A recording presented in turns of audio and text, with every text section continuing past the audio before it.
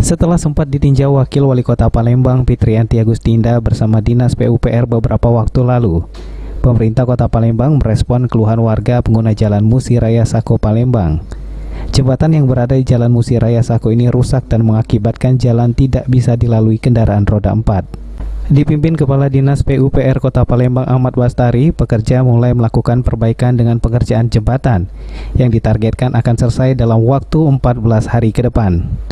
Rusaknya jembatan ini diduga karena sejumlah kendaraan bertonnase besar yang kerap melintas.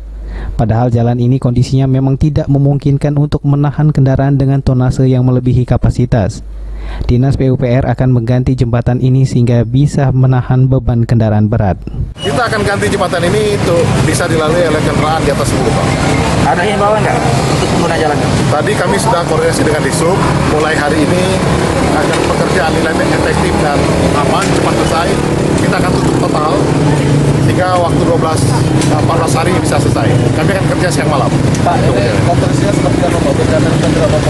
Kita akan ganti dengan double box precast K400 sehingga bisa dilalui oleh kendaraan berat. Selama pengerjaan jembatan ini, Dinas PUPR berkoordinasi dengan Dinas Perhubungan untuk menutup total jalan ini dan mengalihkan kendaraan ke jalan alternatif agar tidak mengganggu pengerjaan dan bisa selesai sesuai target. Aprianto, PAL TV.